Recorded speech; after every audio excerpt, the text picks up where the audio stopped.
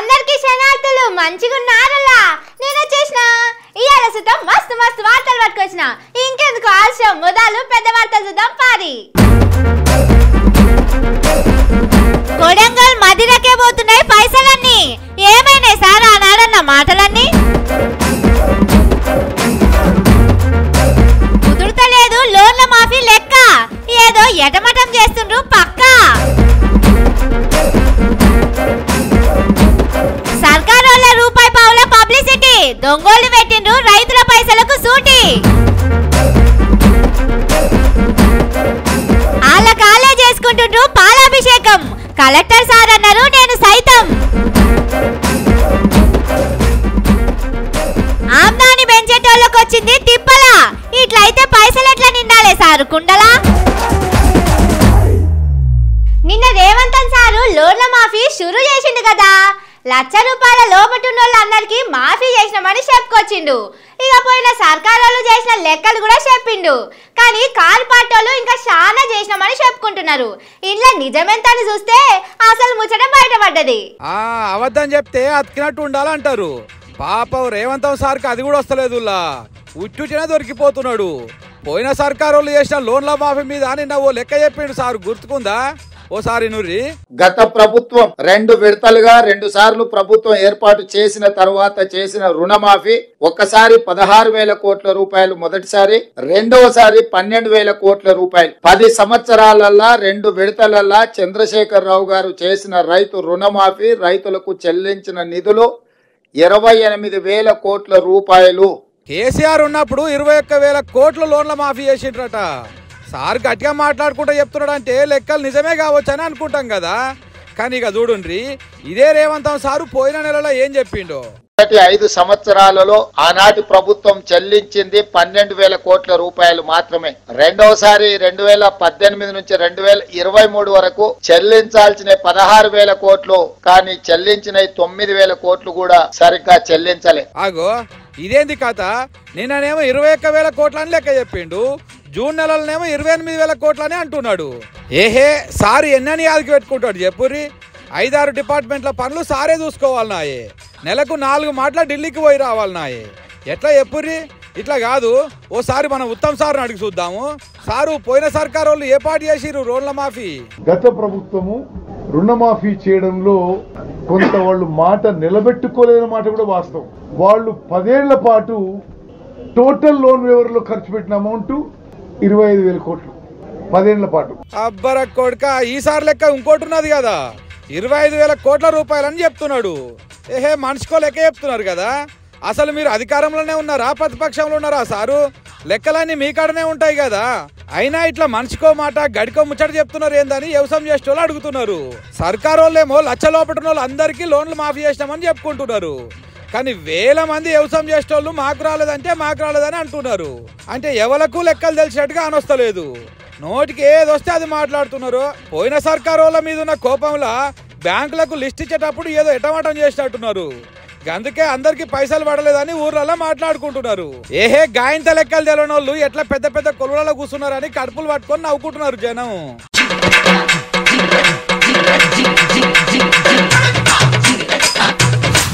మనం మస్తు కష్టాలున్నాం ఏం చేయాలి ఎట్లా చేయాలనేది సమజ్గాక పరేషాన్ అవుతున్నాం ఈ టైంలో ఒకటి వచ్చి ఒక ఉపాయం చెప్పిండ్రు అబ్బర బిడ్డ బతికిపోయినామని సంబరం పడే లోపట్నే ఇంకో తిప్పలు వచ్చి పడ్డది అప్పుడు మనకు ఎట్లుంటది ఎంత కోపం వస్తుంది ఎంత బాధ అవుతుంది ఇగో వీళ్ళ కూడా అట్లనే ఉన్నదట ₹1,00,000 లోన్ మాఫీ చేసినామని సర్కారోళ్ళు మస్తు పబ్లిసిటీ చేసుకుంటున్నారు దునియాలో ఎవ్వరు చేయనట్టు మేమే లోన్లు మాఫీ చేసినాం రైతుల అకౌంట్ల పైసలు వేసినామని టీవీలు పేపర్ల మస్తు ప్రచారం నడుస్తున్నది రైతుల అకౌంట్లకు మస్తు పైసలు వచ్చినాయి కావచ్చునని కొందరు రానోళ్లకు గాలమేయాలని ఇంకొందరు దొంగలు ఉపాయం చేసిండట ఫోన్లకు మెసేజ్లు పంపి అకౌంట్ ఉన్న పైసలు గుంజుకపోతున్నారట మీకు లోన్ మాఫీ కాకపోతే ఈ లింకు ఒత్తుండ్రి మాఫ్ అవుతుందని కొందరు మీకు లోన్ మాఫీ అయ్యింది పైసలు అకౌంట్లో పడాలంటే ఈ లింకు వస్తుందని ఇంకొందరు దొంగలు మెసేజ్లు పెడుతున్నారట రైతన్నలు జర పైలం దూరంగా ఉండుండ్రి. ఎవరన్నా మీ ఫోన్లకు లింకులు పంపితే అసలే ఒత్తకుండ్రి. పుసుక్కున వీటిని ఓపెన్ చేసిందంటే మీ అకౌంట్లో ఉన్న పైసలు మాయమైతాయి. సర్కారోళ్ళు అందరికి 2 లక్షల మాఫీ అని కొందరికే చేసిండ్రు. అది కూడా 1,00,000 రూపాయలు ఉన్నోళ్ళ దాంట్లో సగం మందికి కూడా కాలేదట. ఇంకో దిక్కు జూలై నెల అయిపోతున్నా రైతు బంధు పైసలు దిక్కులేవు. ఇసొంటి టైంలో మీరు అప్పో సొప్పో చేసి పొలగాండ్ల చదువు కోసము పెట్టుబడి కోసము అకౌంట్ లో పైసలు పెట్టుకొని ఉంటారు. కనబడని దొంగలు ఆ పైసలను మాయం చేస్తారు. సర్కారోళ్ళు లక్షల రూపాయలు మన అకౌంట్లలో వేసిండ్రని దొంగలు అనుకుంటున్నారు కావచ్చు, కానీ అవి మనం అప్పు చేసి తెచ్చుకొని పెట్టుకున్నాయని వాళ్ళకి ఏం ఎరక చెప్పుండ్రి. సర్కారోళ్ళు ఇచ్చింది లేదు ఏం లేదు, కానీ ఇచ్చినమని పబ్లిసిటీ చేసుకునే వరకు మన పానం మీదకి వస్తున్నది. అందుకే మన జాగ్రత్తలో మనం ఉండాలి. మళ్ళీ మన అకౌంట్లు ఖాళీ అయినాక సర్కారోళ్ళు చేసేది కూడా ఏముండదు. మనమే నెత్తినోరు కొట్టుకొని ఏడవాలి. సర్కారోళ్ళు మన కండ్ల నీళ్లు తుడుచడానికి కూడా రారు.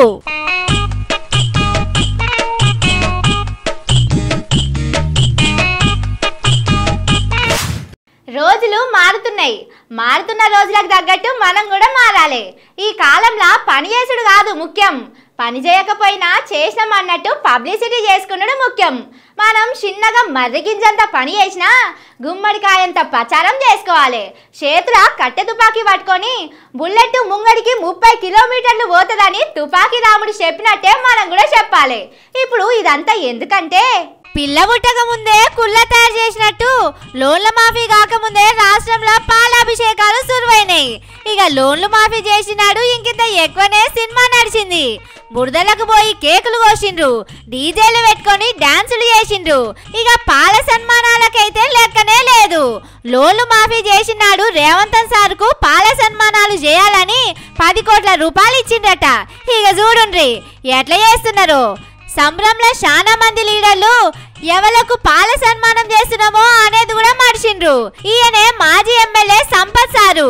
ఆయన పోట్వకు ఆయననే పాలు పోసుకుంటున్నాడు.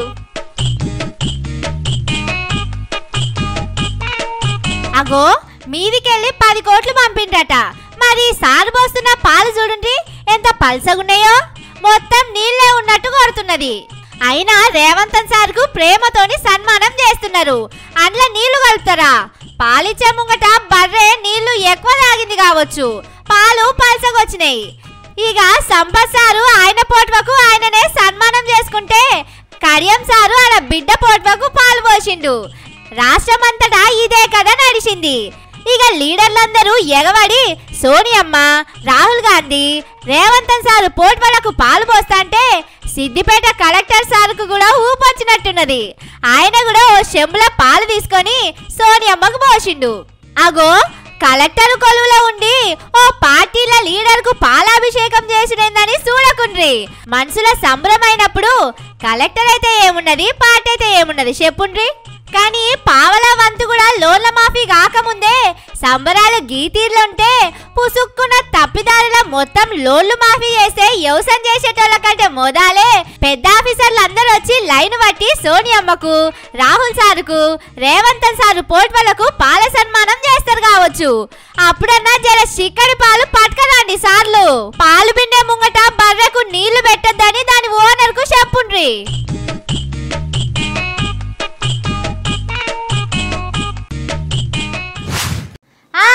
ఇవి కొడంగల్ పంపుండ్రి. ఇంకేమున్నాయి, ఇవి మదిరకు తోలుండ్రి. ఈ పైసలు కూడా మదిరకే పంపుండ్రి. ఇంకా ఇగో ఈ ప్రాజెక్టులన్నీ కొడంగల్కే ఇయ్యాలి. ఆ బడి, కాలేజీ, హాస్టల్ బిల్డింగ్ కూడా కొడంగల్కే ఇయ్యాలి. మళ్ళీ పారు చెప్తున్నా మంచిగిడుండ్రి. ఏదున్నా మొదలు కొడంగల్కు పోవాలి. అటు వెనక ఏమన్నా ఉంటే మదిరకు పోవాలి. ఏదకాడికి పోతే మంచిగుండదు. రేవంత్ సార్ ముచ్చట్లన్నీ రాతుగాయి బాతుగాయి అన్నట్టే ఉంటున్నాయి. నాకు అన్ని జిల్లాలు సమానమే, అన్నిటినీ సమానంగా డెవలప్మెంట్ చేస్తానని ప్రమాణం చేసినాడు చెప్పిండు. కానీ అవుతున్నది మొత్తం ఉల్టా ఉన్నది. సర్కారోళ్ళు ఏ పథకం తెచ్చినా సందుకులకెళ్ళి పైసలు తీసినా మొదలు రేవంత్ సారోళ్ళ ఊరికి పోతున్నాయి, అటెనక భట్టి సారోళ్ళ ఊరికి పోతున్నాయి. ఈడికే రేవంత్ సారు 5-6 వేల కోట్లు కొడంగల్కు పట్టుకపోయిండు. భట్టి సారు ఊరుకుంటాడా? సారు కూడా 200-300 కోట్ల కంటే ఎక్కువనే మదిరకు తీసుకుపోయిండు. రేవంత్ సార్ వచ్చినాక కొత్తగా బడులు కడతామని చెప్పిండ్రు. ఆ బడులు కూడా మొదలు కొడంగల్ల మదిరలనే కడతారట. అవి ఎట్లుంటాయో చూసినాక మిగిలిన జాగల కడతామని అంటున్నారు. దీని మీదనే ఇవాళ సీఎం సారు బట్టి సారు ఆఫీసర్లతోని మీటింగు పెట్టిండ్రు. ఊర్లను మంచి చేసడానికి పైసలు తీసుకుపోవడం మంచిదే సారు, కానీ నీతులు చెప్పిన కోతి పోయి నూతిలో పడ్డట్టు మొన్నటిదాకా మీరే కదా కారు పాటోలను తిట్టిండ్రు. ఖజానాలున్న పైసలన్నీ గజ్వేల్కు, సిద్దిపేటకు, సిరిసిల్లకు పట్టుకపోతున్నారని ఎన్ని మాటలు అన్నారు. మరి ఇప్పుడు మీరు చేస్తున్నది ఏంది సారు? వాళ్ళను తిట్టి ఇప్పుడు మీరు అదే పని చేస్తున్నారు కదా. అప్పుడన్నా 4-5 జిల్లాలకు పోయినాయి. ఇప్పుడు పైసలైనా ప్రాజెక్టులైనా కొడంగల్ మదిరలకు తప్ప ఏడికి పోతలేవు. మరి దీన్నేమనాలి సారు అని మిగిలిన 115 నియోజకవర్గాల పబ్లిక్ అడుగుతున్నారు.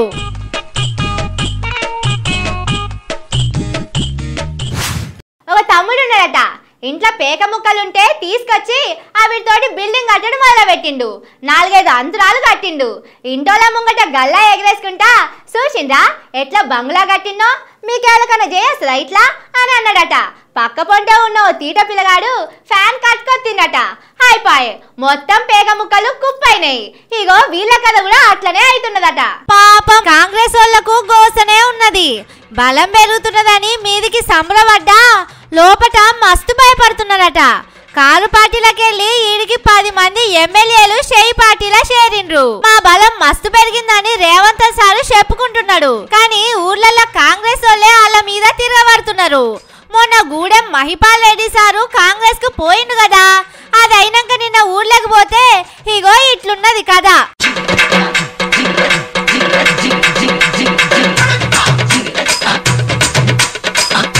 10 ఏళ్ల నుంచి ఎవరి మీద కొట్లాడినమో వాళ్ళనే పట్టుకొచ్చి మా నెత్తి మీద కూసబెడతారా, మేమేం కావాలి అని మస్తులొల్లి చేసిండ్రు అక్కడున్నోళ్ళు.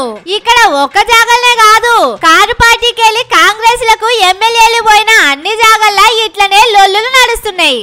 జగిత్యాల కాడనైతే జీవన్ రెడ్డి సారు పార్టీకెళ్ళి వెళ్ళిపోవటానికే తయారైండు. పాపం సారు నెల కింద అలిగి ఇప్పటికీ అలక మంచం దిగుతలేడు. అటు స్టేషన్ ఘనపూర్ కాడ అదే అయ్యింది. కొత్తగొచ్చినోళ్ళు మా మీద పెద్దరికం చేస్తే ఊకునేది లేదని పాటోళ్ళు లొల్లి చేస్తున్నారు. ఇట్లా అన్ని జాగల్లా ఏళ్ల సంధి పార్టీలు ఉన్నోళ్ళు తిరగబడుతున్నారు. ఇంకో దిక్కు కొత్తగొచ్చినోళ్ళ నియోజకవర్గాల కథ అటిటే ఉన్నదట. మళ్ళీ పారి ఓట్లయితే గెలుచుడు కష్టమేనని మధు యాష్కి సారే చెప్తున్నాడు. కానీ గమ్మతి ముచ్చటేందంటే మా పార్టీని నిలబెట్టడానికి అందరూ వస్తున్నారని రేవంత్ సార్ అంటున్నాడు. కానీ అందరు వచ్చినాకనే పార్టీ కూలిపోయేటట్టున్నదని అందులోనే అంటున్నారు.